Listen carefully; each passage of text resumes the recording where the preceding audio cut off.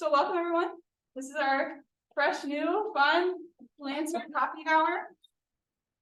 Lars, Shane, and I, we're trying to figure out ways that we can have more in-person time with you all. You know, we do the Land Steward training, and after that, we see you all in the field sometimes, or maybe not often enough, for sure.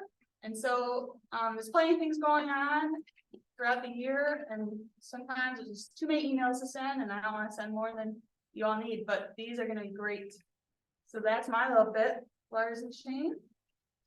So when we have so many of you volunteers in the field, to have an independent conversation with 20 of you, it takes 20 different conversations, right? So we're hoping that we can have one conversation with 20 of you, convey all that information and pass on knowledge and all that stuff. So that's kind of the purpose of this, and then to get to see you guys in this setting is also important for us, and we're going to make contacts and have communication with other volunteers. So thank you for coming today. I just say that our probably most successful projects that we do in the county are the ones where we work closely with volunteers, and we have your support and you have ours. And so we're just looking for more opportunities to work even more closely with y'all. And then through the course of the year, you know, everyone's kind of working on similar things, so we can learn from each other what we're doing, what's working.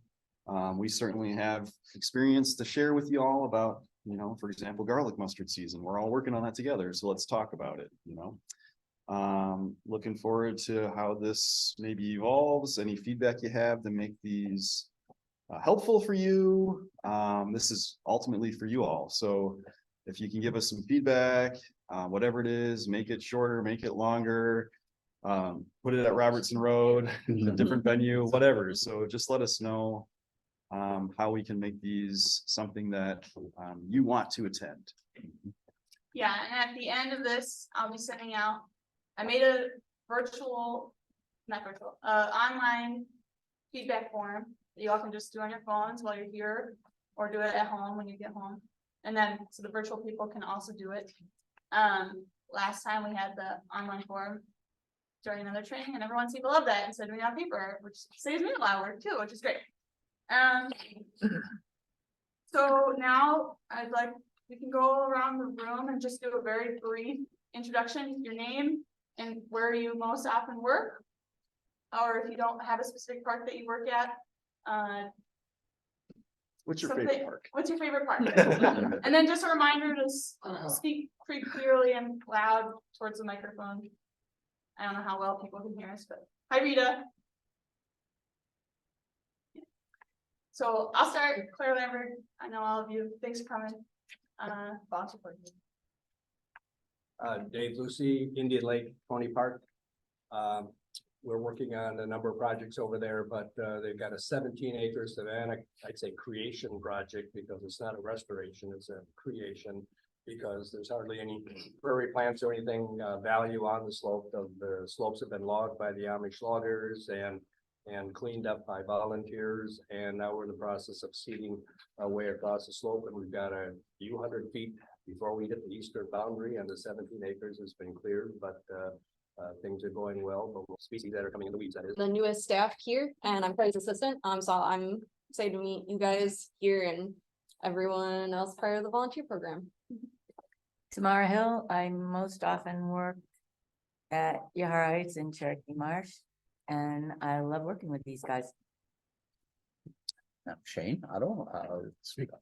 Shane Otto, one half of the botanist naturalist team at Dane County Parks. My name is Bill Eggert. My house is surrounded on three sides by Camrock Park. So that is where I work. And I've been doing this, I don't know, 20 to 25 years, but still I can learn things from coming to sessions like this. So thanks for putting it on. I'm Phil Simon. I originally volunteered to work at Morton Forest, but I haven't been out there in a while. I've been pretty busy, so I'm hoping to get back into volunteering more regularly. Mary Binkley, Friends of Cherokee Marsh, there, Yahara Heights, and other places. Lars Higdon, other half of the botanist naturalist clan. Liz McBride. I lead volunteer work parties at Donald Park, which is also my favorite park. Howard Fenton, I work at Dorn Creek. Fisheries and wildlife area.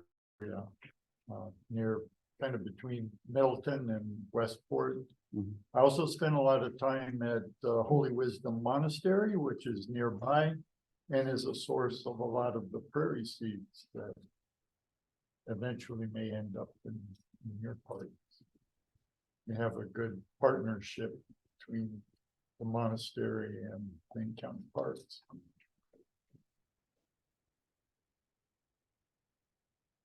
Jack Soltis, Stewart Park, and 3 project areas that I am involved with is a remnant prairie in Stewart, a prairie opening area along the Savannah area.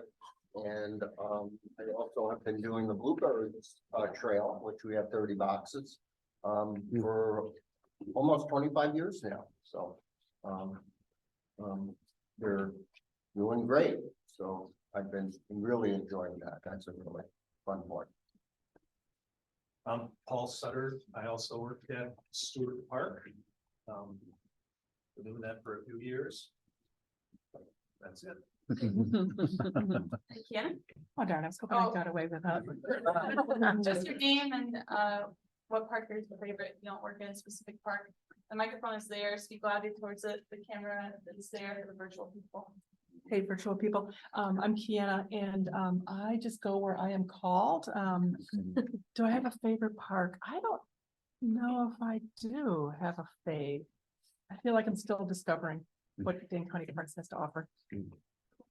And just a quick reminder, I just turned off the noise on my phone, so if you all can just make sure your ringtone is off.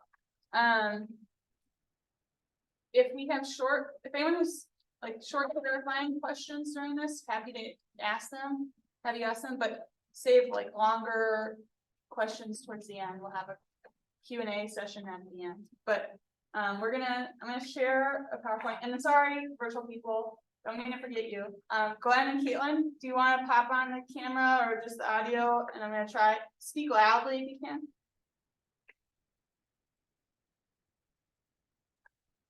Glenn here. I do most of my Sawyer work at Lower Mud Lake, and similar to the prior steward, still finding my way around all the different parks. So haven't picked a favorite. A lot of good things in each one that I've been to. Hi, Caitlin. I don't have a favorite park and I don't have a regular one that I work in right now. I'd say I'm more of an aspiring land steward, but between school and full-time work, it's really been difficult to find time to do it, but school's over in a year. So hopefully after that, I'll be able to get more involved. Great, awesome, thank you, Caitlin. So good, yeah. We'll come. Cool. There's a question in the chat too, maybe Claire. Well, just quick, hot off the presses, burn season summary here. We've wrapped up with our last burn probably less than 2 weeks ago. And this year we had a record number of acres burned, 1,100 almost. Additional 244 acres by contractors and partners, especially Ice Age Trail Alliance. So what is that? I'm not good at math. 1344 is our total for the year, which is a record for us, especially good considering our burn units are typically in the 20 to 40 acre size range. So that has to add up quite a bit to get to that number. 27 units, some as small as a couple acres, some as large as, I think our largest was 277 acres at Walking Iron Wildlife Area. 36 Dane County Parks volunteers joined us on burns, along with 8 Wanakee volunteer firefighters. That wasn't an accident, was it? Purposefully. Sort of another highlight from our season, we joined forces with the Wanakee Fire Department. Bert, our operations manager, is their assistant chief. And they helped us out to close a road and provide resources, fire trucks, UTVs and such for burning an 80-acre unit over on the edge of Wanakee. A lot of traffic, a lot of hazards. So we could have done it without them. So kind of a standout burn for us this spring was working with them. And it was on a Saturday morning or Saturday with very busy days. Yes. And several volunteers, I don't know if anyone here was at that burn, but got involved in that as well. So fun experience for us. Hopefully the first of more. And then the OFS grad crew joined us for 5 burns, which was really wonderful. They just went through all their S130, S190 trainings, and we're very eager, and we very much appreciated their young legs and their willingness to help. And I think they all really enjoyed being with us. We enjoyed them too. So quick burn season summary. And I'll move on unless there's any quick, brief questions. Okay. You can point at the computer. Oh, yeah. Am I?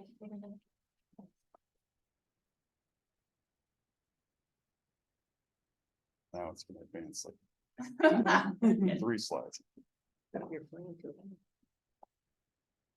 While we're waiting for it to click here, I just want to add, that one of the things that we've been doing is burning multiple woodland units every year. And it is springtime, and one of our topics is garlic mustard.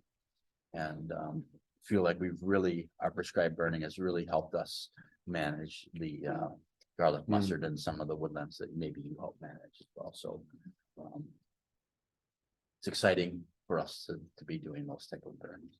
Well, it's great that you guys get so many acres because it seemed like it was a tough spring, right? I mean, dry so quickly and like fireworks. Yeah, I mean, every spring is fairly tough. But there was that periods where it was too wet and then it got too dry. We had those red flag warnings. And so there was a good maybe 12 days in the middle of April when no one was burning for one reason or another, which is the middle of our season. So I think we did pretty well to take advantage of our good days. And burning is probably one of the most important, if not the most important thing that we do. So we're all hands on deck that time of year to get these sites burned, and pretty fortunate to get in record number this year. Probably 200 or so of those acres were woodlands or savannas, which are especially challenging sometimes with heavy fuels and such. So pretty happy to get that much done. And the slide is advanced here. Yeah, I think I might just click it. Okay, cool. So we're shifting into weed season. We kind of do things seasonally here. It's not, do whatever you want any day of the year. You kind of are at the mercy of the seasons. And even then, there are certain things that you probably should be focusing on more than others during any given day of any particular season. And that's a big thing. And what we work on with volunteers is what's the highest priority today to work on. Some things you can do every single day of the year. Some things you can do only in a very narrow amount of time. And for certain weeds, timing is critical. How you manage them. Shane mentioned prescribed burning and hammering the garlic mustard during that second half of April, early May. That's really a critical time frame. And for a lot of weeds, if you want to mow them or treat them in a certain way, timing is critical. So one of the reasons we like to chat with you, visit you in your parks, or come together in meetings like this is just to kind of pass that knowledge around about the best use of your time for that given day. So right now, we are going to speak more specifically about garlic mustard, Dame's Rock, and Leafy Spurge, some of our higher priority weeds. But that's a little bit down on the agenda. We are doing work days every Tuesday and Friday throughout the field season here. Those are all posted on our website or on your email. You get those from Claire. Those are hosted by Dane County staff. And we'll rotate throughout the parks, and we'll be working on sort of critical, timely tasks, weeds mostly during the summer. And then other groups, many of you here at the table have friends group work days that you host. So Liz, for example, hosts work days at Donald on the weekends. And a lot of those are posted on our county events page. So if you're interested in hooking up with someone today at Donald Park or whatever to help them out, you know, chat with them or look up at the Parks events page for that kind of information. And then Claire has a process for submitting those events if you have a work day and you want to get those posted. Yeah, so I think a lot of you, or at least the ones using this process know about it. You know, our event calendar online on our Dane County Parks webpage. It's very easy to just self-submit events to. And if you, there's a link on there, I can send it out as a picture to everyone later, just as a reminder. But there's a link where it says like, submit an event. Very easy to find. And you go there and it's a very easy to fill out form that allows me to just go in and approve it instead of having to like pull all the details from everyone. So it just saves me a lot of time and allows your events to get on the calendar much more easily. So like Liz, Barb, I think does it. Yeah. So she does a great job. You know, like Jack, your details are all on like one thing. If you have dates, additional dates that you want for the same kind of description and location, you can just send me those dates and I can just add them to the calendar page, the event page. I don't have to have you recreate an event, but you just have to let me know. If that makes sense to everyone.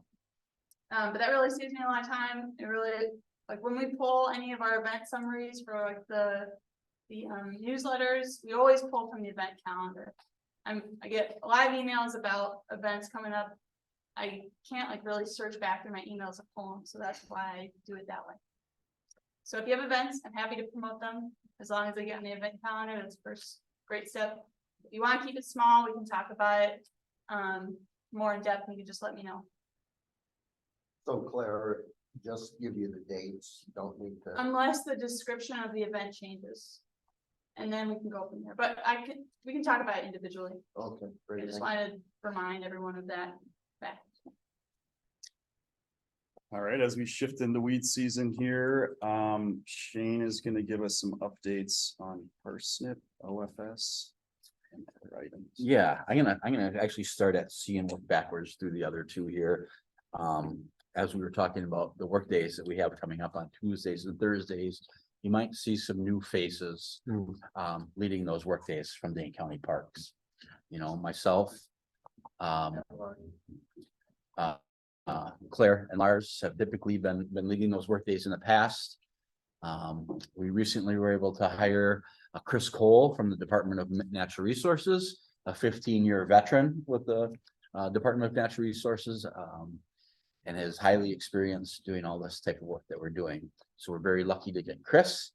He might be out leading one of these work days instead of one of us. John Side, who we've had on our crew about a year now, maybe a little longer than that, year and a half. He comes from the highway department. He's an equipment operator. And he might be out in parks, probably not running a work day, but he will be oftentimes doing the mowing, things like that out in your park. So stop over, say hi to John or Chris if you see them in the field. As you well know, most of you well know Tom Klein. Tom is not a full-time employee with us, but he is in a project position now. Through some of our walnut sales, we have enough money to lock him down for 2 years in this position. So we're excited for Tom. Through that, he will also likely be leading some of these work days. Tom is a book of knowledge when it comes to weed management. So, and then we have our LTEs from our grants and some friends groups who help put some money in a pot so we could hire some LTEs. And those people would be Olivia. You might have met Olivia last year. She came on in the fall, helped us with seed collection. Adam Cox spent the summer on our weed crew last year, our turkey crew, we call them because of turkey stamp grants. He's back with us again as well. He's a crew leader, as well as Tom and Olivia are both crew leaders as well. And then we have a couple of LTEs that work only with Dane County Parks. Susanna Morrison is one of them, and the other will be, am I gonna mess this up? Adam, is Adam with us all the time? Adam, No. Mason, I'm sorry, yeah. Mason, Mason who volunteers who sometimes. volunteers Yes. with us, yeah, yes, the human skid loader, we like to call him. Pipeline, volunteer to Yeah, staff. yeah, Claire is another one of those. So, Yeah. so we have an additional 3 LTEs that share time with us and the Department of Natural Resources through grants we got together and funding through turkey stamps and things like that. So that is Adam Nyhus, who starts next week with us. Carson, she comes to us from a recent stint down in the Southeast United States on a prescribed fire detail. She did it on all women's fire crew down there. She's been with us 2 weeks now. And then Rob is the third one, and he'll be flipping back and forth too. So a lot of faces, when you come out to the parks, you might not just see the 4 or 5 of us that you're used to. You still have Jaden? Jaden just graduated Yeah. from Good. MATC, and he asked to transfer to forestry, which his degree is in. And so Oh. this is his first week working with our forestry folks. Well, So, good for him. and we'll be flying a job any day to fill his position for us as well. So you're gonna see some new faces out in the parks. Which is very exciting for all of us. That means a lot of work that's getting done out there in the field. So, welcome those folks on board. They've been out working their tails off with garlic mustard and leafy spurge lately. So, say hi if you see those folks as well. So now we'll get down to the nitty gritty. We're gonna talk about parsnip to start with. Like many of the weeds this spring, that they were very idle for a long period of time. And the last week or 2 weeks, they have jumped out of the ground. Going from flower, especially garlic mustard, from itty bitty to flower to forming siliques in seemed what to me was a very short period of time. And the same is happening with the parsnip plants, from maybe a couple inches tall last week to some plants, over a knee right now, 18 to 20 inches. So we're going to look at starting to deploy our resources for parsnip mowing. Camrock will be one of the first parks where the mowers head down to. Yay, Bill. And so Chris and John will be 2 of the main mowers, and myself handling these infestations. And one thing I want to convey to you all, if it's not a few plants and you have a massive patch you need taken care of and we don't know about it in your park, let us know. Okay. We have this route that we've been following for the last 5 years, and we've been doing an excellent job of making sure that the parsnip hasn't gone to seed. But there are locations throughout the park system that we don't know, where the parsnip even is. So if you have a patch and you need a mower, you can't possibly handle it, give me a call, send an email, and we'll try to get out and help you out. Okay. Jane, have arrangements been made with a local farmer to crop fields at Indian Lake, the dog park area, which is a tremendous mass of parsnip over there, and also the valley fields? I don't know if we made an agreement yet this year. Yeah. Okay. Good. Yeah. All right. So like I said, plants are jumping out of the ground, starting to bolt. So we're going to start that process likely next week. Can I just jump in about Yeah, parsnip? yeah. So what's wonderful about, I think, the Dane County model that we have here is that we have big heavy guns, big resources like these tractors that can take care of big swaths of parsnip.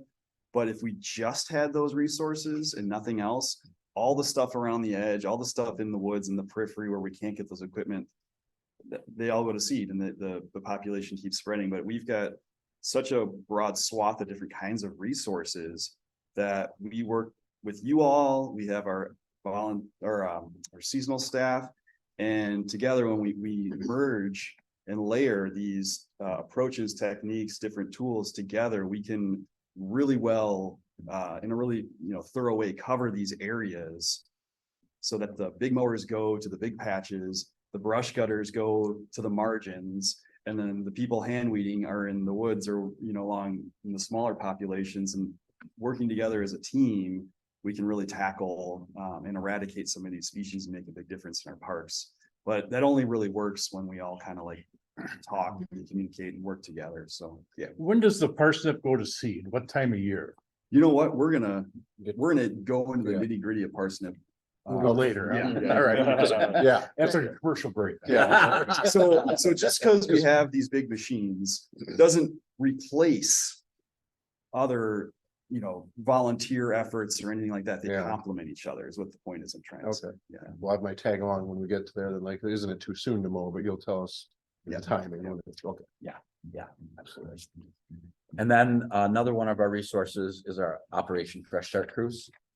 And the same goes for the cruise. If you have a weed problem that we can't tackle with a mower or anything like that, and you need some help pulling or scanning the woods for garlic mustard or Dame's rocket, give me a shout for that as well. I'm constantly moving the crews around from park to park to park on a daily basis, depending on what we're finding in the park system. Okay, so oftentimes in the winter, the crews will go out and work for a week in a park cutting brush, because that's what we do in the winter time. We really want to make sure that we're hitting these populations of weed before they explode. And that takes, again, constant communication and putting them in the right spots. So if you have a patch of weeds that we can pull in a day, brush cut in a day, things like that, and the timing is right, let me know, and we'll try to deploy a Operation Fresh Start Crew out to your site as well. Okay. Silverwood, they've been out doing an excellent job. We had a fire there. Killed a lot of the first year plants, but there were some second year plants that made it. The volunteers have been out there spraying the larger patches, and OFS went out with 10 folks yesterday and just gridded the whole park, trying to find the 1 and 2 plants so they don't go to 10,000 seeds going in the woods. So very strategic again on what we're trying to do, and that's just an example. So next week there's going to be a crew's going to be coming out to Stewart Park. Jack, I'm heard you might like to hear that. So so yeah, don't be afraid to give a shout. Lately the crews have been out at Silverwood, been doing a lot of work at McCarthy and Schumacher Farm as well. So Lars, you want to take the training opportunities? Unless you have anything to add to that? I'm sorry. No. Claire, do you have the training opportunities? Yeah, Okay. so, the first training coming up here is our next Certified Land Steward training. Right now it's full. It's set for June 1st. If any of you know folks, volunteers that have not gone through the Land Steward training, but would like to, have them contact me and we can set a date to have a new one scheduled. We're like at capacity for this next one, so we can't add any additional people, but have gotten plenty of people who are wanting another one. So I think there'd be no problem to add another one. But we always hold those by demand. So the more people we know want one, then we'll schedule. After that, some of you know this, but for the folks that are going to be volunteering on prescribed fires with us, starting in 2025, the requirements will either be you have an NWCG S130-190 certification, or you go through this wildfire prescribed fire training hosted by us, but taught by the DNR, managed by Ralph Shepard. And that is kind of like a condensed version of 1-day training, condensed version of like the TPEs training, plus like what you might learn as far as wild behavior, fire behavior goes, with the S130-190. Try and find a compromise for that training, and that's what we settled on. Once you've gone through this wildfire prescribed fire training, you don't have to do it again. That sets your baseline. So the first one coming up is June 7th. We got 14 out of 20 people signed up for that, and then November 14th is the next one. Trying to just get as many people as possible to get checked off on that, so that when we start 2025's fire season, we don't have this backlog of people who can't join us. So if you know of anyone that wants to burn with us, have them come through that training. S130-190 is pretty overkill, but For what we do, yes. For what we do. course, if you're gonna go out west, you would need that.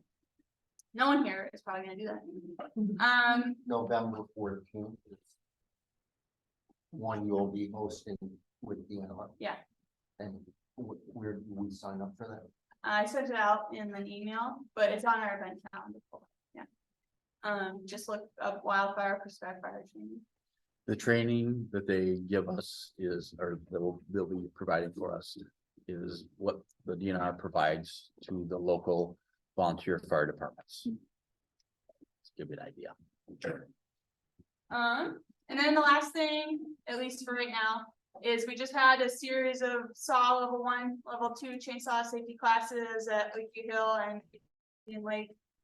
Those are done for the spring. Fall, we'll have level 1, level 2, and level 3 for people that are more interested in advancing some of their chainsaw skills. I have some soft dates, but I need to finalize dates with the instructor, so we'll get to that when I get to it. But that'll be exciting. Also, I've not announced this yet, but I have grant funding to hopefully hire a woman instructor to teach and lead women chainsaw safety classes and work days. So, and I will meet you. And Mary too, but getting been asking about it, so Liz. So yeah, that's it for upcoming trainings. If you ever want a specific training on things, let me know and we can try and organize something. Happy to see what we can do on that side of things. Anything else, James? Nope. All right. Caitlin had a question in the chat about the trainings. Oh, I got it. You got it. Yeah. Taken care of. Okay. One little housekeeping thing for folks, I think almost all of you or all of you have access to our Libby Road shed for supplies, tools, equipment, all that kind of stuff. A big thank you to Sarah Covington, who lives right at the end of Libby Road here, who's going to be checking supply levels, herbicide levels, and all that on a weekly basis. Huge favor for us because it's hard to keep track of our supply levels over there, and people have gone there and they've driven across the town and their items have not been in stock. And so she's going to keep tabs on that and make sure that we're fully stocked up and let us know if we're not, so that we should have fewer problems with things not being there. And then just along the lines of herbicide, since we're getting into herbicide application season, make sure you're tracking your applications either on ISM track or on paper somehow and get that to us at the end of the year. And I'm gonna interject and say, if you do herbicide applications, for Ice and Track, I got Ann Pierce is no longer with the Renz Lab. She moved on to a position at UW Arboretum. They're working to fill that position right now. I think if you have questions about Ice and Track, you reach out to Mark Renz. But Ann, before she left, developed a cheat sheet for adding herbicide use into Ice and Track, because right now it's really confusing. You know, I don't really fully understand. So I just have to kind of finalize it and then I'll send it out to everyone. So that's Ice and Track. If you use it there, great. You don't have to record on paper. If you record on paper, I would actually really appreciate if you just send it to me as soon as you can when you're done with that paper, so that I don't have to have a bunch of paper to input at the end of the year. And also we just can more easily access those records, you know, in case we have a question from the public. So that would be my request, is to get them as soon as you're done entering in that herbicide on whatever way on paper. And if you did paper, could you even just take a photo and email it to you? Yeah, as long as it's really clear and not blurry. But yeah, photos work fine. Liz sends me the records of people who volunteer to check-in sheets, and that works great. Yeah, photos or scanned copies, however it works best. Mail, whatever way. Good. And we do get requests for people, you know, asking who's spraying what at my park, so. It is a legal requirement to record your herbicide use. You said a cheat sheet is coming? Yeah, I'll send it for eyes. all right. Well, transitioning to weeds of the moment. So one of the advantages of us meeting like this would be to chat about what is going on in the woods right now in the prairies and what should we be working on? How do we attack it? We're going to talk about 3 species: garlic mustard, Dame's Rocket, and Leafy Spurge today. Side note though, if you go to the Wisconsin First Detector Network, just type that into your Google. They've got a ton of awesome resources that I'm always forwarding to people so that you can learn at home. This resource that I clipped out is an invasive species calendar, and it's small, I know, but it has all the species listed that you might be wanting to attack, and it talks about their phenology, like so when they are detectable, when they are bolting, when they are flowering, when you should be mowing them, so forth and so on. And you can filter to see different species, remove certain ones. It's very interesting. Oh, they're zooming in on it. Yeah. So it has the different colors and circle sizes for different life stages and so forth. So if you're interested in creeping bellflower, it looks like in April, it's green and detectable and starting to grow.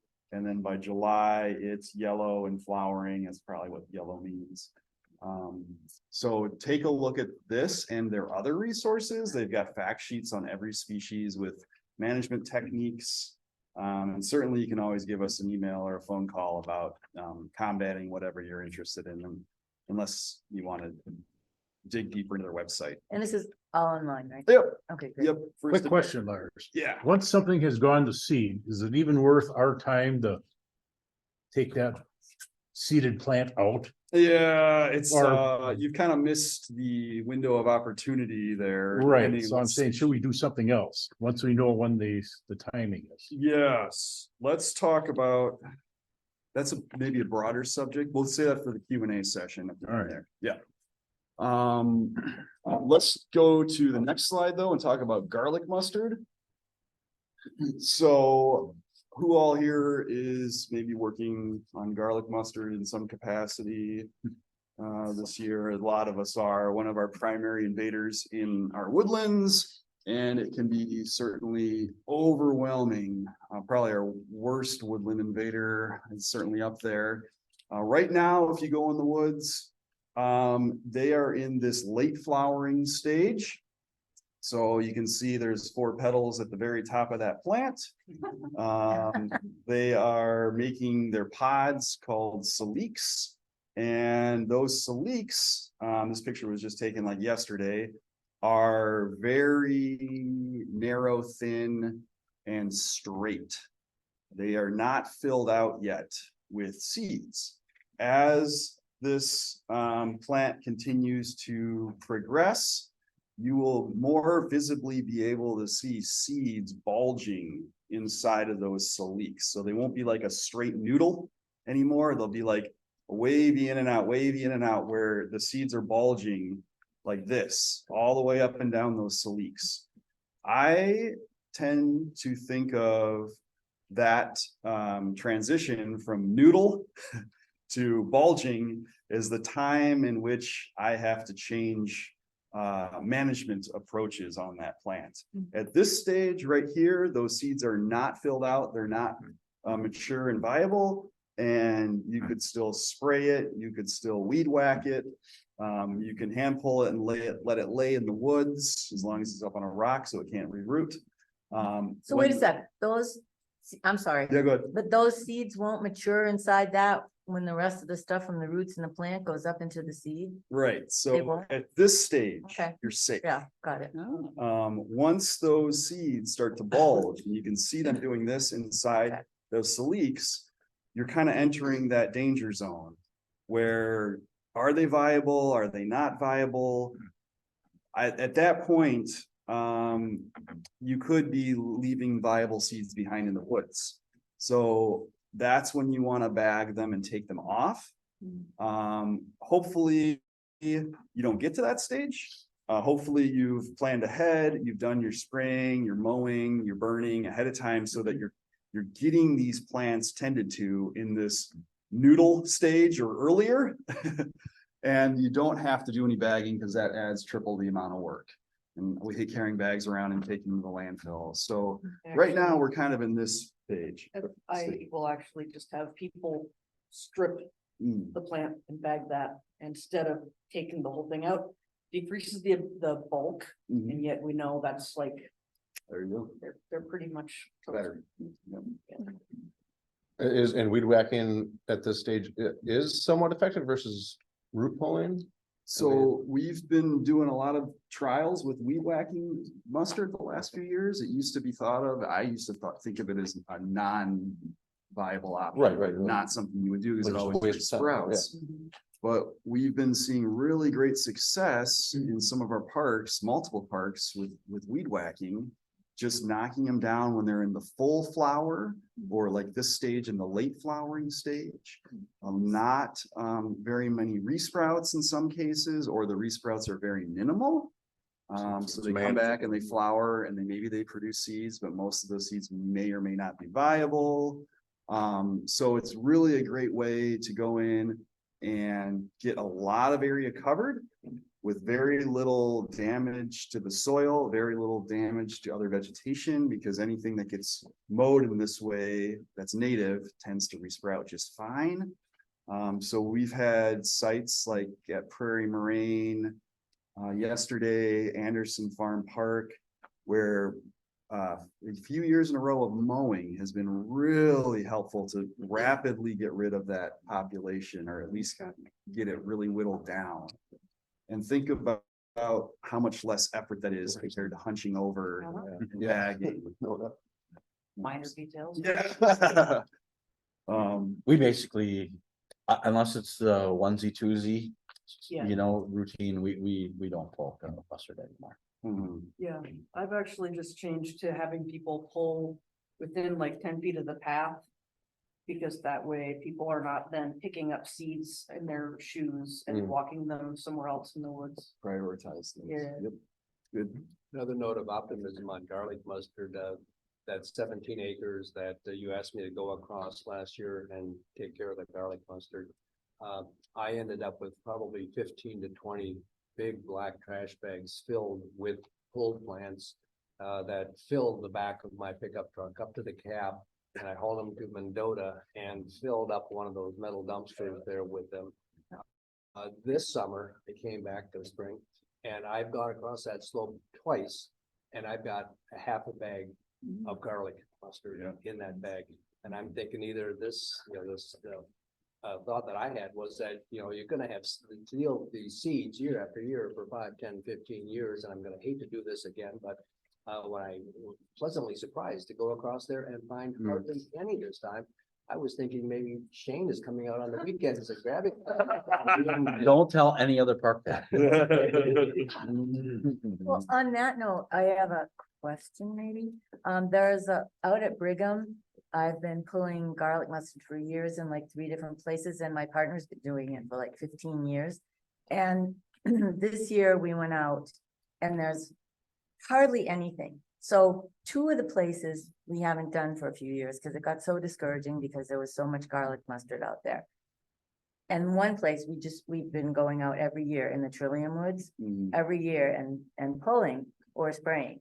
And this year there's nothing, like maybe 1 or 2 plants here and there. And so, and also in another woods that we go to a lot and pull, it's just a little wood. There's nothing there this year either. And I'm wondering if I've never noticed it before, but if garlic mustard is on some kind of a schedule where it has bad years and good years, or has anybody else noticed that happening in the places where they're working? I'm really curious because it's kind of baffling. Yeah, there's definitely a boom and bust cycle with garlic mustard. There'll be really bad years and then it doesn't look so bad. But I think if you're managing it, over the years, the population's gonna be going down with that in response to that management. So that could be what you're doing there as well. What Shane was saying earlier about fire and maybe weed whacking and a little bit of hand pulling, all these kind of different management techniques, when you combine them together, really seems to be the ticket to getting it diminished. If all you do every year is hand pull and nothing else. It may take 15 years, 20 years. Okay, or yeah, more. because I don't think you've ever put fire through any of those places. No, so that's what we're really seeing is burning. Like Shane said, has been just wonderful for getting rid of the population or at least reducing it. And then if we can come back and do some mowing or some spraying and then do that for a couple years in a row, it's really dropped off. It's interesting, thing that they found is garlic mustard and earthworms seem to go together and both are decreased by fire. So I don't know if there's a cross relationship there, or I know the introduction of the two tends to both be increased by the deer population, but I don't know if we know all the reasons for those. Yeah, That's an interesting thing. yeah, very. I'm gonna, quick Oh, question. quick question. Often when I'm hiking anywhere, I see people have pulled garlic mustard and laid it on the trail. Is that a bad spot? Depends what stage and it depends how much. Say that's- Yeah, right. Well, for example, I was on the Ice Age Trail a few days ago. And it was still early flowering, looked like it. Yeah. Yeah, so there's no viable seeds in there, and a mower comes by, it's not gonna fly seeds all over the forest. Our mower guys don't like it when the weeds are piled up on the trails, because then they have to deal with that. So side note, if just one plant, totally fine. That's probably a good spot, and then especially if it's not viable seeds yet, still in the noodle looking form or earlier. Yeah. We, when we pick it, a lot of times we'll hang it on a tree branch or something Yeah, I like do that that. too. Yeah. And then it dries out. Yeah. Lars, Because it you will. mentioned at one time that if they're out in the sun, don't worry about them, because as you get down the slope and out kind of into that field, there's a lot of garlic mustard out there in full sun all day long. Should we worry about that, or you think that will eventually get snuffed out by the exposure to the sun? Yeah, so limited time. I would deprioritize that stuff that's in the full sun. Not that it isn't something we want to get rid of, but it's going to be less happy in the full sun. And then if we start to burn that site and get some prairie grasses going, I can't imagine it being a big threat in those kind of environments. So obviously all plants have their habitat preferences. And if you find that garlic mustard is in the full sun because you've removed the canopy, that's not an ideal habitat for garlic mustard. So with your limited time, focus on where it's possibly going to be the happiest, and then less time out in the full sun. If you've got time to get to it, then attend to it. But we're all stuck with limited time and resources. So yeah. Go ahead, quick question. Have we seen flea beetle activity on garlic mustard? Boyd Park has seen flea beetles reducing garlic mustard. Wow. Is that the biocontrol that they've released, or? No, because I've just started volunteering with Glenn and the Hoyt Park guys locally, because it's nearby, and they're saying that like it's just they've just noticed these interesting bugs. They took them to, I think, PJ Leash or the entomology lab and said, yeah, it might be this particular beetle, and they think that might be helping. They're doing a lot of hand pulling at Hoyt, but this beetle might be helping to keep some of it knocked back or mitigate it too. Cool. Yeah. That's one thing. You get enough of some food that's not being eaten. Somebody will eat it eventually, hopefully. They can reproduce faster if they're inside. Well, why don't we move on in the Yeah. interest of time, and then if there's more garlic mustard Yeah. questions at the end, we'll keep talking about those. Yeah, I think so. Be here till at least 10:30. All right. Dame's Rocket. So anyone dealing with Dame's Rocket here? Like a rocket. Within 2 years, So it's really, it jumped across a whole frickin' half of our woods. Okay. Yeah, It's worse than garlic mustard, as far as I'm concerned. yeah. In some areas, it seems to be worse than garlic mustard. And it's definitely not as widespread as garlic mustard. Maybe it hasn't been here quite as long, but that's when we're dealing with it at a lot of parks. It's a little bit tricky in that it's not necessarily a biennial. It can be a perennial, short-lived perennial perhaps. So it'll come back even if it's flowered that one year and dropped seeds. That doesn't mean you've gotten rid of that plant. It could be back again. We've been doing treatments with garlic or James Rocket. Using Garlon and Escort mixed together seems to be pretty resistant to your normal dosage of Garlon or glyphosate. So we've seen it injured but not killed unless you've combined two products together in order to make that solution a little stronger.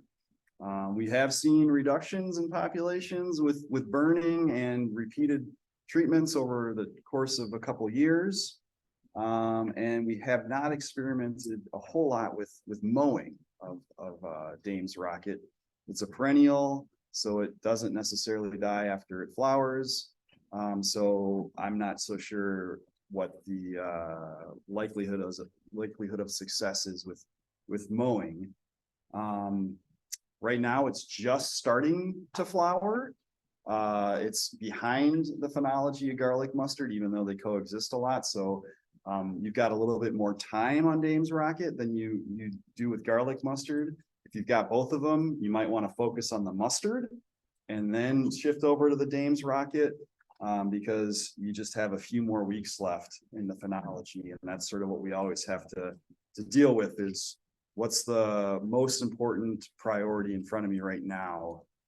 If you focus on your late season weeds right now, you're going to lose your early season weeds to going to seed. So, I don't know, questions or comments Well, about? yeah, I guess James is there any Rocket? care, garlic mustard, you can't hand pull when it's seeding out and just leave it, it'll reroot. Is that an issue with these? Is root pulling pretty much still the best?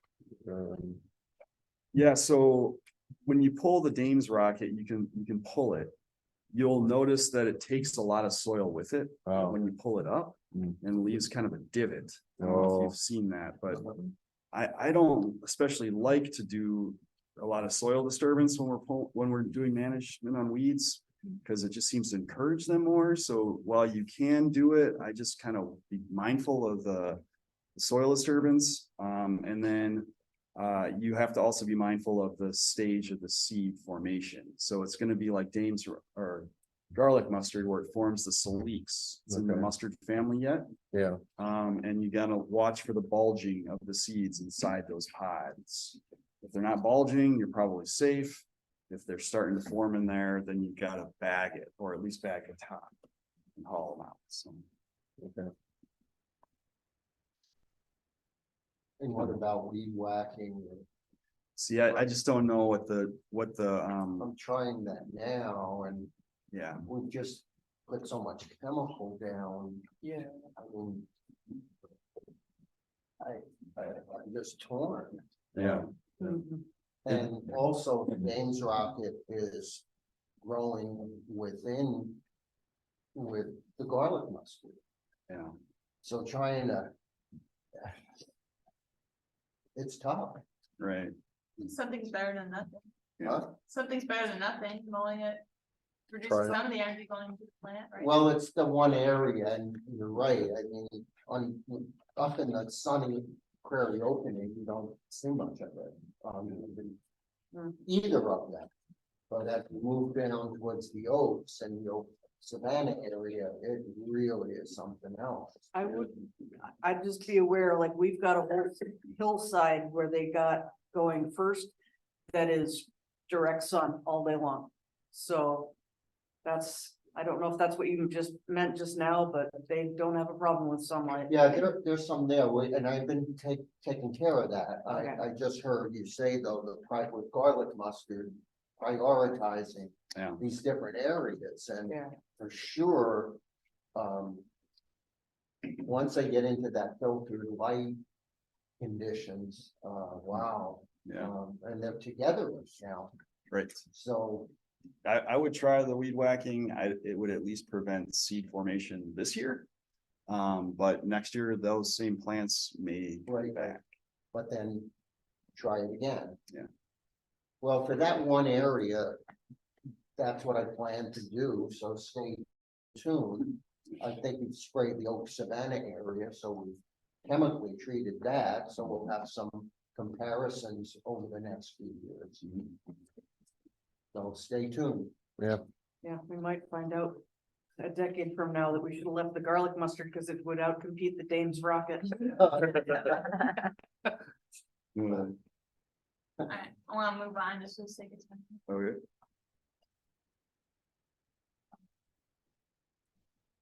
Well, anyone battling leafy spurge? Battling, no, we haven't.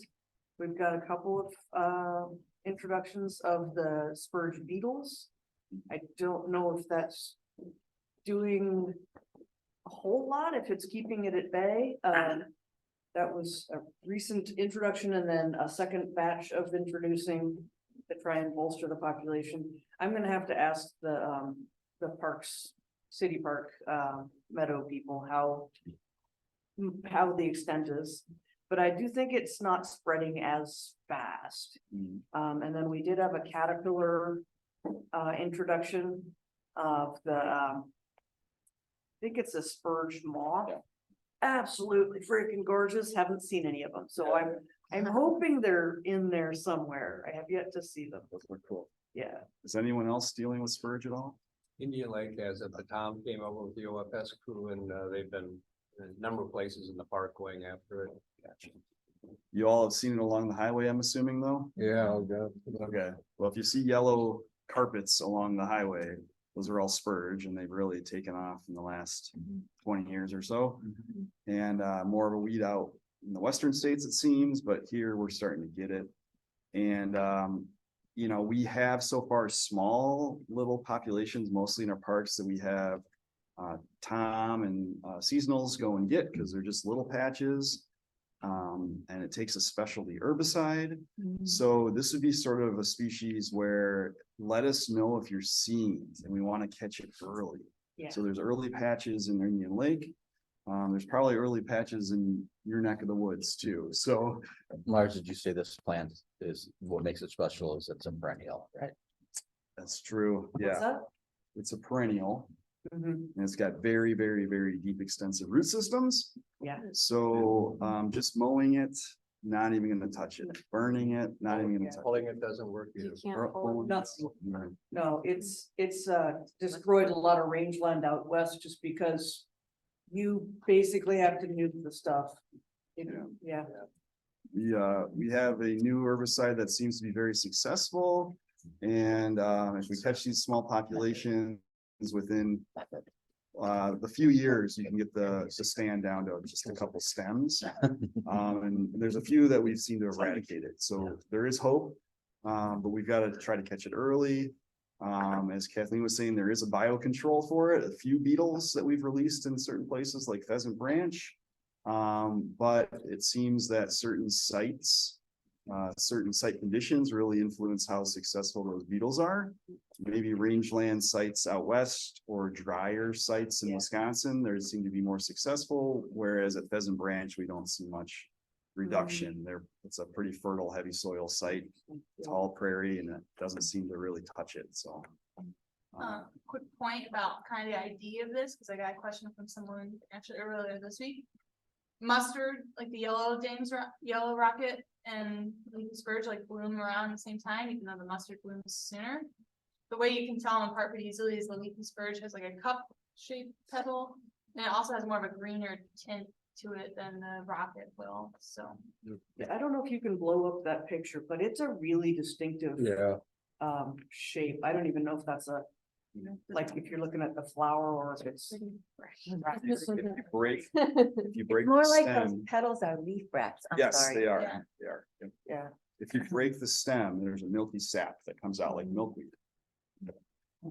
So that's one way to distinguish it from a lot of other stuff. You don't have Japanese hedge parsley down as one of the weeds at the moment, but it's coming in. Yeah, so we didn't put it on here, but that's one that we'll probably talk about maybe next time or the time after.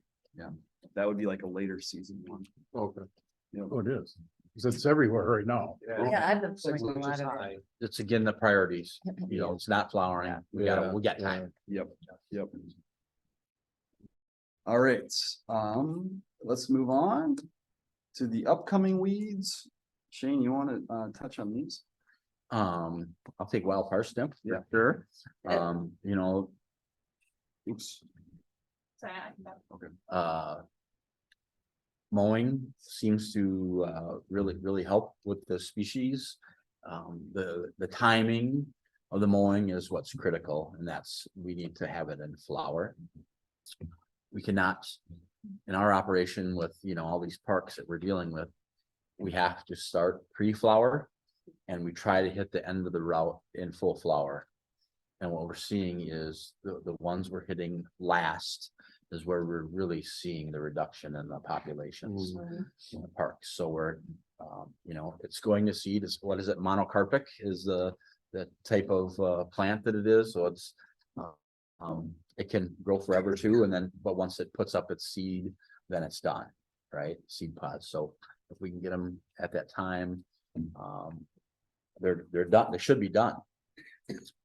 And we believe this is 5 years of extensive mowing that we're doing, and we believe that there's a massive reduction we're seeing in the populations across that farm. So there's hope for this species. Of course, it's phytotoxic. Exposure to the sun, to the sap can give you burns. So if you're going to attack it with the parsnip predators or something like that, make sure you're covered. Or organize an evening crew under the floodlights. Yeah. Yes. I would like to see your work party. Yeah. Bonfire, beer, and parsnip predators. Yeah, what can go wrong? So another method, doing this, if you don't have a mower, it's using brush cutters to cut it down in that same stage of flower. But then you really need to make sure you're covered up. So when will they start flowering? Pretty soon, or still a little ways out? Looking at several weeks yet before they flower. Several weeks. Will they still be, I'm gonna be gone for all of June. So July, are they still in I think we normally try to end our route right about the 1st of July, if I'm remembering that right. So that's about when you want to be hitting them for the perfect timing. Oh, okay. And this year is goofy with the phenology Yeah. because of our weather. So, every year you got to give or take a week, but. Okay, still have work to do in early July. Yeah, and you can continue into July, but be mindful of the seed formation.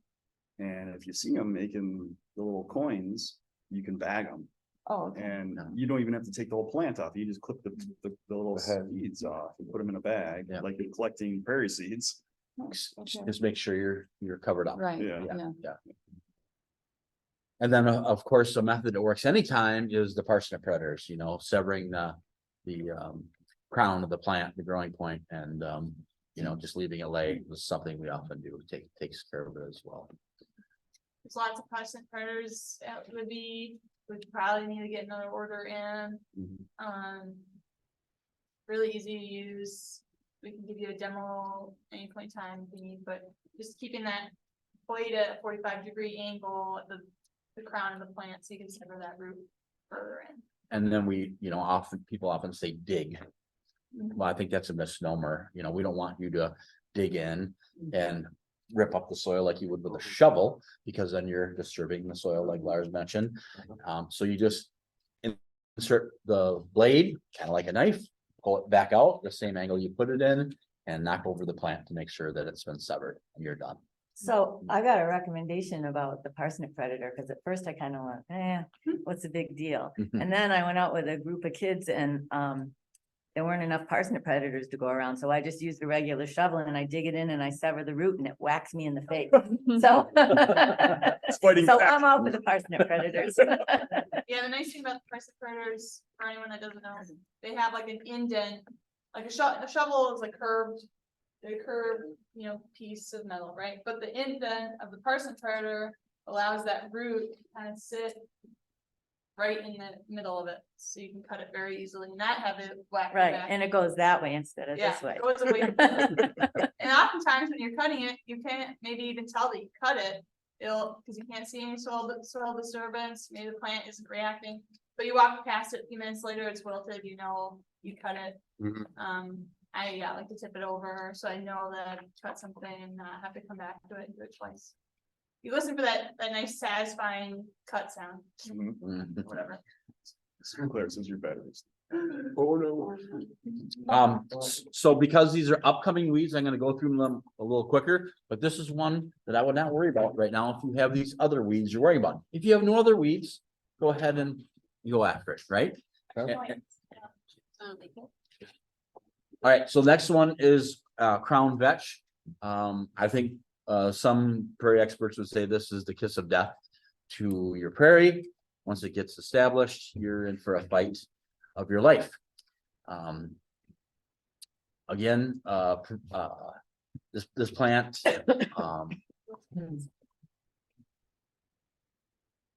makes its own environment. It crowds out all the other vegetation. It builds its big hardy seeds, shoots them across the landscape with a something similar to a lupin, where it can jump several feet and really have a lot of headaches for you. We're talking about crown vetch or birds. Crown vetch. Bird's foot is basically the same plant, Okay. but different. I was thinking their behavior and their appearance in my brain's eye of that is an evil thing is so close together. Just change that flower to yellow Yeah. instead of pink and shrink it down. You basically have the same Same thing. thing. So yeah, these are terrible plants, and if you have a population and let us know, right? Neither of these plants can you mow out of existence. We have to use herbicides for these plants. We had a successful patch of very labor intensive but non herbicidal control. If you have a small patch and you don't want to use herbicides and you get a volunteer group to tend to it once a year, we did a blackout plastic, mulched it, pulled it back in spring long enough for the seed bank to sprout, then covered it up again and kept it like that for 3 years. And that pretty much did eradicate the center underneath it. Of course, the edges were left to creep out and nobody was dealing with that. But as far as knowing that it is effective, it definitely did what it was supposed to. All right, yeah, so that you can do that for some species, cover it up and get rid of it, but a lot of times these populations are right so far gone by the time you get there, might not be successful. So let us know. We'll get you the right chemicals for this. I think we're using a Milestone for both of them. Pretty effective on legumes, it seems. So again, these plants are just emerging from the ground, so we have time. So all right. Any questions on that? Maybe you're gonna cover it later, but when's a good time to treat that? Before it flowers. The crown vetch. Before it flowers, you can get it. Right now, the patches will be pretty obvious how thick the leaves are, and right before it produces the flowers when you want purple flower. Yeah, we want it. What time of summer is that normal? That's gonna be right about July as well, maybe For both of these, Yeah. about July they flower? Yeah, one's Yeah, Trefoil a I little think we sooner. got a few weeks. Yeah. Yeah, So June, huh? All right. yeah. Yeah. If you have it now and you go for it, Yeah. if you can get to it, you don't have other things more pressing, because right now it's up, it's not flowering yet, and they say that that's the best time, although it's always gonna be a fight. Does a Milestone need surfactants for that? Yes. Okay, yeah. Yep, and then the appendix of the Land Steward Okay. manual has Yep. the recipes, Okay. and you can grab the herbicides at Libby. Why is it worse if you spray it when it's flowering? Why isn't it worse? as effective if you spray it when it's flowering? They say the know. seeds can still be viable when Well, you mean it can be producing seed while it's flowering? like if the chemical doesn't react, it can still produce seeds. I know that knapweed is like that as well. These are, I don't know how it works. It might just be that the plant isn't prioritizing, it's focused on making that flower, and it's not gonna Yeah, take the that makes herbicide in as much. Yeah. But other plants like Canada thistle, they say it's good to spray when it's flowering, so you never. Yeah. All right, seed collection update. Lars, you want to touch on that? Yeah, I mean, this is just really brief. Right now, we're believe it or not, already seeing certain species ripen. So there's not a lot, but Dutchman's breeches are out there ripening. Maybe past prime. I don't know if anyone's seen any lately. We've got a great population of walking iron that I haven't seen, but getting to be past. Ours were in flower about a week, maybe 2 ago. Okay, so not quite past those. Okay. And then pussy toes are, I saw them floating away yesterday already. So Antonaria, here's a picture of them at walking or at Prairie Moraine. Those little white seed heads right there. They're starting to bend over, and certain stands of them are blowing away, and they got minuscule, tiny little seeds wrapped up in that fluff there that are. So you just collect the heads for those? Yep, so you just collect the heads, and you can see the seeds attached to the fluff if you got good eyes or good glasses. And very good plant for poor soils, kind of rocky areas, thin soils. And Prairie Marine's got a lot of those kinds of spots. Oh, all right. Didn't know we collected those.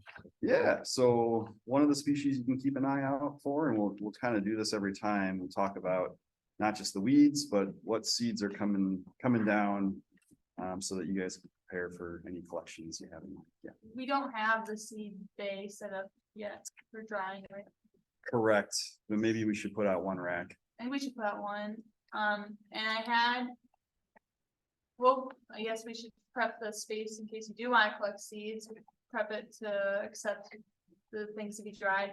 With pussy toes, you probably should cover it with a screen if you bring it to Libby Road, so it doesn't blow away the fans on it. Dutchman breeches. Isn't that kind of one you want to like sow pretty immediately after you collect it? You know, so all of those early woodland kind of ephemerals, I think they should be sowed right away. Essentially, soon after you've gotten them. Otherwise, they've got a tendency to dry out, or they go into some sort of deep dormancy. So get them out the door as soon as you can. Bloodroot's the same way. Ginger. A lot of these are dispersed by ants, and they've taken them into their little nests. So maybe you throw them out in the world, and the ants have a chance to gather them and take them around, and they don't dry out. I think ephemeral seeds, they have like a very sweet, like covering, for lack of better words, that the Sugar ants are packet. drawn to, and that's why they bring in the nests. If you don't want to dry, so you're not just hand sewing, you gotta like, or are you just hand, Yeah, just hand, just just hand broadcasting? sewing. Okay. Yep. Don't wait until fall. So I guess if you collect those ephemeral seeds and you have questions about where best to sow them right after you've collected them, or before, maybe ask us the question before you go out and collect. We can give you some good locations of where those would be best to be sown. So I've seen these, but are there any lookalikes that, or is this, if we see a plant like that, Palmer, that's the only thing that. Are there pussy Yeah. toe lookalikes that are, The great thing is the basil leaves are very green on top, and they're very pale underneath. okay, And they're always a little bit curled up, very low lying, thin, rocky soils. And then that's what the seed head kind of looks like. Pale, and then they'll fluff out. okay. There are quite a few at that relic that we just uncovered over in Indian Lake. Want those harvested if possible. Yeah. The ground's covered with them. That would be great. What's the relic there? It's an area that, it's been secret for a long time, but there's a little tiny section at the very top of a hill that's stony and dry and. Yeah, did like not a get goat close berry, and- right? Yeah, Yeah. and, we. I found some ladies tresses there one year, a couple of years ago. Was it ladies tresses? Were you there? I don't At that think that's the memorial? same place that he's talking about. Oh, really? Yeah, I'm not So is it the sure. top of the hill where the chapel is, or the top of the hill? It's a different. It's on the other location. side. Yeah, the other Yeah. end of that hill. I think it might be. Very cool. It's almost impossible to get to, so I don't think many. Which is a good thing. It's a very steep hole. I love it. What so there are some pussy toes in the rat net. Oh, And okay. So what's the Yeah, timing? For seed collection? So, like now? Yeah. Until when? They go fast, so I you know. really got to keep an eye on them. If they're not ripe yet, they will be ripe, I would say, within a week. And within the week after that, you should get them. Yeah. Because they'll look like a little kitten's toe. Yeah, right. And then they'll open up Uh-huh. and then they'll just float away. Just So- like deadlines, right? Yeah. Quick, real Yeah. quick. Essentially. So check them out now. I would, You yeah. should still dry them first, or no, not necessarily? You could just go straight broadcast, like you say. Yeah. If there was a place. You Okay. could broadcast them right away. Oh, you're saying then intercede back into the run. Go right ahead and do that. Otherwise, bring them into us and we'll redistribute them to other sites in need. Well, there's not that much, but I'll look, I'll Yeah. see. We are gonna try to collect Cory cocoon seed, as you know, and then Yes. some for the remnant, but some for the county. Yep. He may, well, I don't know if he wants some just for that relic, right? Is that soon too, Cory Cocoon? Huh? Yeah. Okay. Soonish. Soonish, okay, Cory cocoon? yeah. Well, it's nearing the tail end of it's in bloom yet. I mean, it's still looking pretty good. Yeah. But of people that have collected it, they did it around 4th of July, actually. That's kind of a good time to go after that seed. Okay, And they didn't bag it. They found that just collecting it straight up was a good way to go do it. So that's what we're gonna do this year. There's a good book called The Prairie and Seed, I think UW Arboretum published it. That one has a nice directory of like what seed looks like when it's ready to be harvested and when it's ready and all that. what was it called? The Prairie and Seed. Okay, So do we want to transition and then question and answer section at this point? It's just. Bill just had for that everyone question for the earlier. time, It's 10:24. Okay. That clock is wrong, just like you want. Yeah. Bill had that question earlier. I don't remember exactly what it was, Bill. Well, after one of these bad guys has flowered and seeded, Yeah. should we even devote any time towards it or do something else? So that's maybe a case by case situation. Yeah, that's why it's good to know when these Yeah. bullseye times is for these. So, that's a very strenuous task to individually clip some of these species up and gather the seeds and take them off site, but it may be worth it in some cases. Like if you've got a small patch of crown vetch that we were just talking about it being such a terrible plant, and you can manage that and you can clip them up and take them and bag them, throw them in the garbage, that's probably worthwhile. But if you've got a whole forest of garlic mustard, you're like, it's everywhere already and you're not gonna make a dent in it.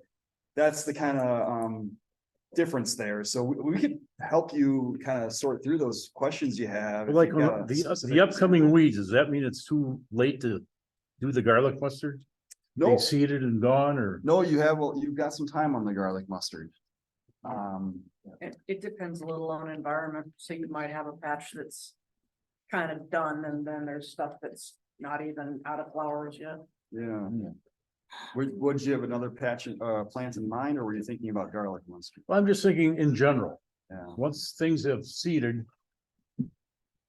That plant that's sitting there, what's left is kind of like a stump. Why bother with them? Or is Yeah. that the wrong way to look at that? Yeah, hopefully, that population is there and you can think about it ahead of time about what's the best timing, most efficient way to approach that population. But sometimes you come across a plant, I didn't know that we had leafy spurge here. Dang it, it's going to seed. Snip the head. Then you can snip off the heads and you've done something productive and worthwhile because you don't want that to spread and you've got a small enough patch that you can handle that. Is there such a thing as a small patch? Yeah, like a new population of something. The roots may not be going anywhere, but you can at least keep it from spreading. faster. There you go. So it's kind of a case by case and, All right. if you want to give us a ring, we can kind of help you walk through whether it's worth it or not.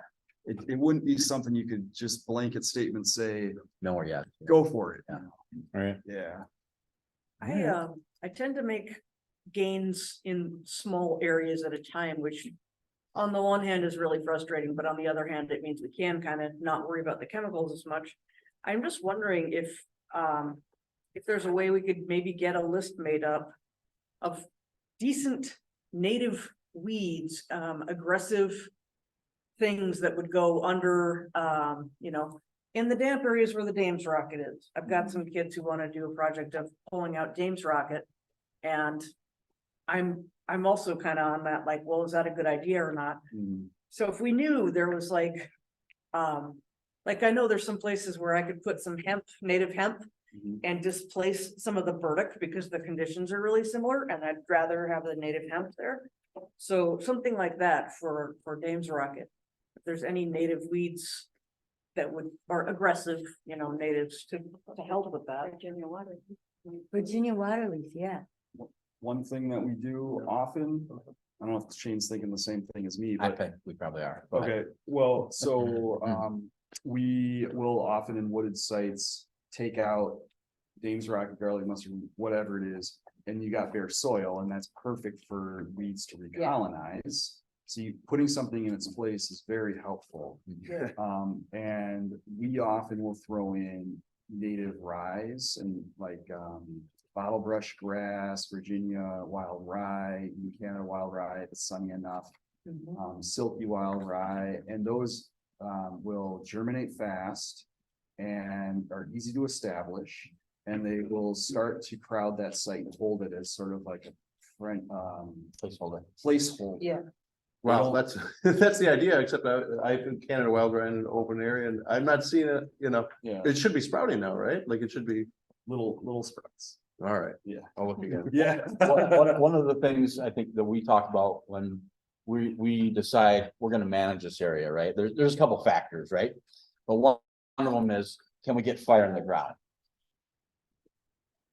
And once we decide we can get fire in the ground, maybe we can start managing a species here.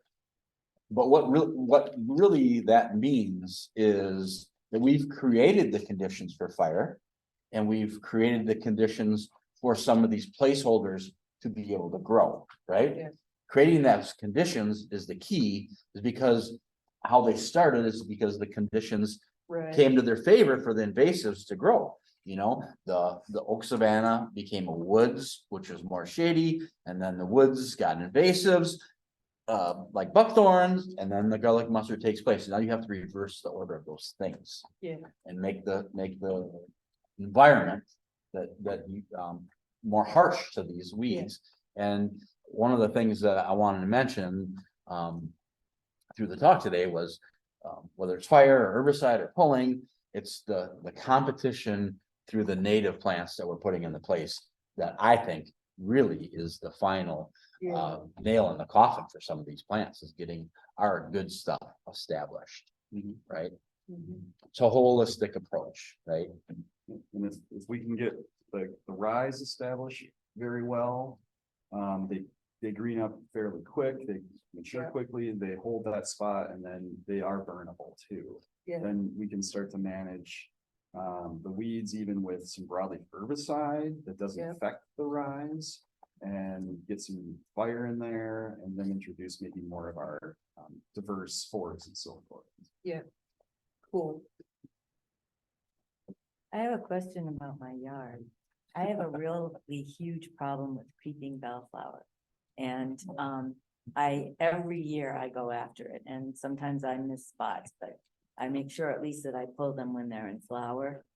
And I've had pretty good luck with, as Mary said, Virginia waterleaf.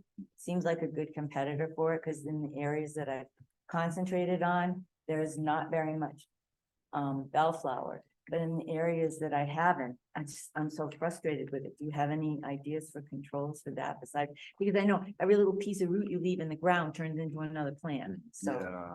So does anyone know what creeping bellflower is, or have a suspicion? It's pretty. It's a very pretty, it's sort of a ground cover, and it grows in more urban areas or trail sides where the soil's a little bit more compacted.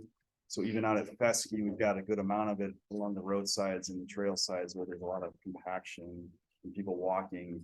And then it sort of is nondescript ground cover type leaf, and then it puts up a shoot for its flower, it bolts, and the flowers are a purple bellflower that kind of droop down like this. And they run all up and down the stem. There's a native bellflower that's more open and upright. This one's more purple and droops like this, hangs like a bell. And that's a very difficult plant to get rid of. I don't know if we've ever eradicated it. We just have been kind of knocking it back with herbicide, but it always seems to come back, and it's in my yard too. It's all over Madison and people's yards. Is that also known as creeping Charlie? No. Nope, different. Heard it Different. called Hell's Bells. Hell's bells, yeah. Yeah. So I don't know how to deal with that weed, but I'm hoping that it kind of stays put on these more compacted trail sides and urban sites and not so much in our natural areas, because I don't really want to have to deal with that. It's kind of a difficult one that I don't have an answer for. Rats. So I have a OFS question. Sure. Dorn Creek is on their calendar for the first full week in June to try and take care of wild parsnip. And so I'm just wondering about, what's the process that I can anticipate in dealing with the crew? So I have you on the calendar for that week. I just noticed that today. Grace or Nate, whoever the crew leader is, will be reaching out to you prior to coming out, and they will meet you on site. And you can simply show them, look, this is the project, here's the parsnip, go at it. You can work alongside them if you like. But I would suggest trying to target locations where the plants are few instead of many with the parsnip predators. Right, so Lars has been out there with me. And has talked about starting at the bottom of the slope and working up towards the roads. Right now, the area is not conducive to mowing because of all the woody plants and things. And so I'm wondering if also working on getting rid of those so that maybe next year or the year after, that if there is wild parsnip there and it can be mowed, that these woody plants wouldn't be in the way of it. You're referring to like the brush sprouts that are in there that have been burned off or sprayed and killed. Right, and some green. And some living ones. Right. And when you refer to mowing, are you talking about with a tractor or a? Well, with the mowing crews that you have. So those sprouts are not a concern for for that kind of mower. Oh. Yeah, those are small enough that it should be able to just go right over the top of those. Okay. Yes. So anything like under a couple of inches diameter? Yeah, probably under an inch diameter, they can mold quite easily. Yeah. 2 inches is probably pushing the limits of our equipment, borderline abusing it, so. So maybe having the OFS crew out there to kind of knock it back this year, and then in the future scheduling them mowing up there. Yeah. I don't know if I'd spend a lot of time with the OFS crew dealing with the woody sprouts though. Right. I would do the parsnip. Yeah. Well, if we had OFS come out, they come out in the fall or the winter to work on the brush. Right. Trains leaving the station. Meeting's over. So if you all, I know it's 10:30, so if anyone needs to leave, I think that's fine, but we can continue to do some question and answer, and we're gonna stick around a little bit too. Yeah. Before next, if I just sent the feedback survey link to all your emails. But I also have a little QR code if you'd rather just scan it with your phone now and just do it on your phone. You can also just pull up the feedback form in that email and do it now if you'd like. It'd be great if I get responses from all 14 people who attended today. Really figure out, is this the best thing to do? We like it so far, or what else do we see? Anyway, I'm gonna just put these like around the table and you can scan them if you want, but don't worry about it if you don't want to. Yes. Question about, You know what that is? OFS. So will they be Ours sold providing last all year, of I their own forgot. materials? Yes. So I don't need to get. Correct. They will have their product. Yeah. Is that right? It's right here in Squill. And Jack, what were you gonna ask? This is technically, It's a nasty one. I'm gonna Yeah. keep going with the Dave's Rocket. Yeah, it's got little white balls. When cutting It's Dave's about Rocket, that tall. I'm gonna cut. Still up? That's it. Yeah. SCILL. Is there any hope for? Hey, I'm getting just rid of gonna, sorry, just for our virtual people, maybe just keep one question going at a time, just because the microphone is gonna really pick up all of everyone's questions. If you have questions with singular people and you wanna head out, just go out to the atrium. But just because of the way it's set up here, just one question at a time, sorry. Thanks, Glenn. Yep, go ahead, Jack. I'm just trying to think this, Dave's Rocket is 3 to 4 feet. Flowers on top, some are smaller.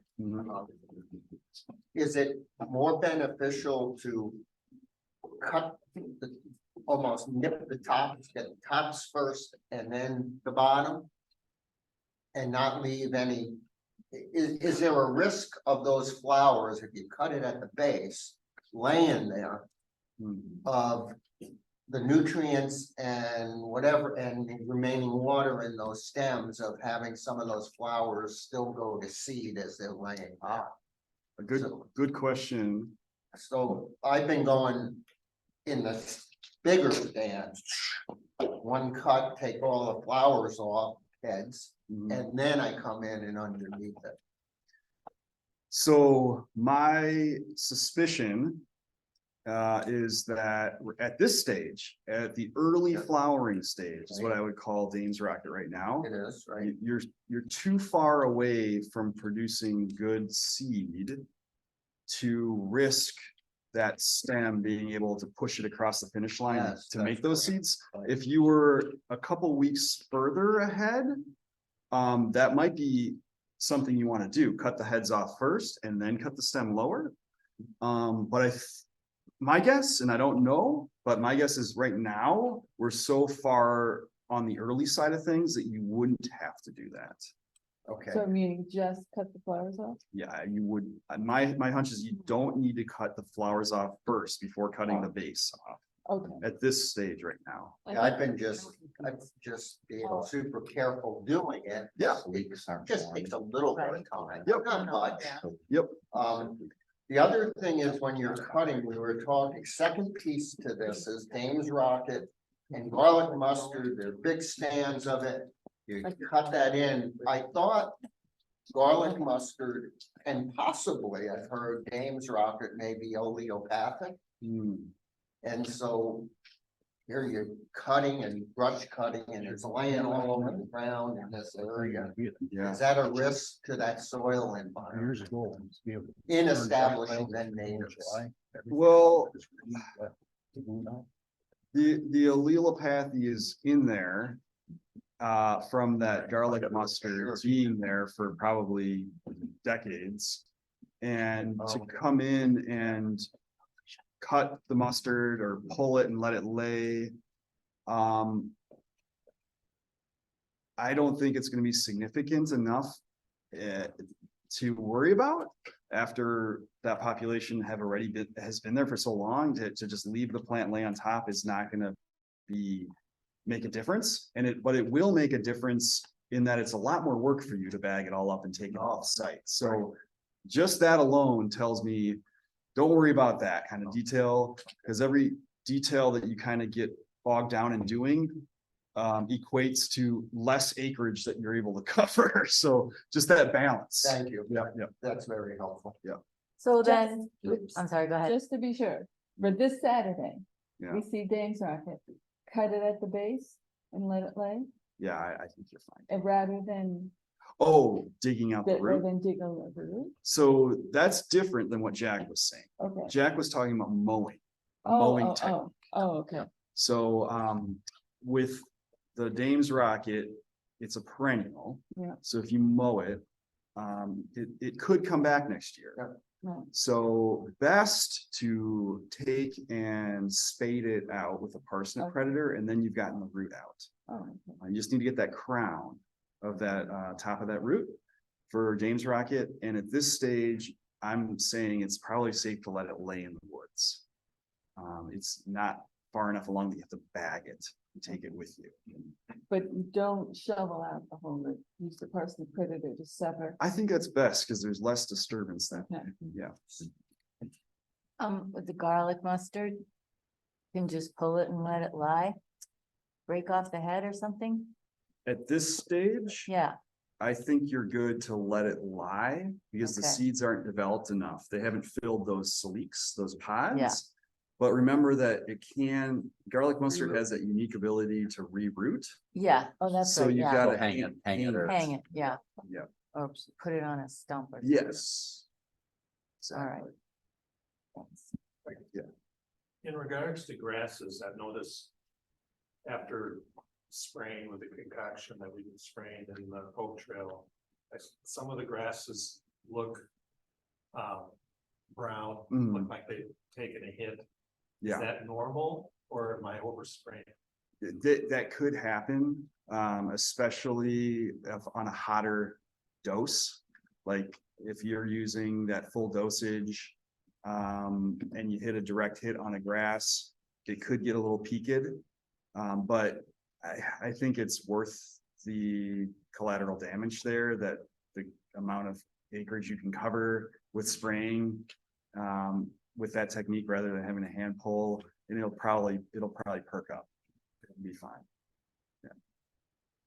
Isn't sometimes, I don't know if this is fact or not, but sometimes if you get a little hot with the MSO on there, can that do it to the grasses? Yes, so the MSO, if you have that cranked up, that can be a little hard on the grasses. So if you're at, Dial that back, should I go maybe even, I think it's a quarter to a half, should I go from the quarter? yeah, that's good. Yes. I mean, we've been doing it at Thanks. 1 ounce sometimes, and it looks like certain grasses are fine, but it's species to species in some cases, and there's a lot of grasses out there. So if you go to a quarter and you're getting perfectly nice coverage of your herbicide on those leaves, keep it at a quarter.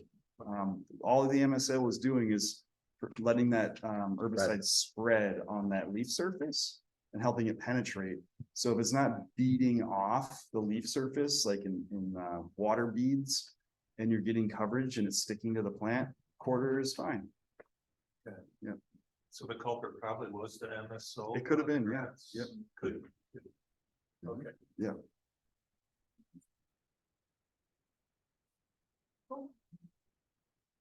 So, is there any more questions? Hmm. I'm gonna ask a question of the group, since the group is smaller now. I mean, just, did you guys like this today? Yeah. Yeah. Oh, absolutely. Yeah. Cool. I hope we're gonna do it again. We'll get all the details of the feedback from your questionnaires, but overall success, you say. Oh, yeah.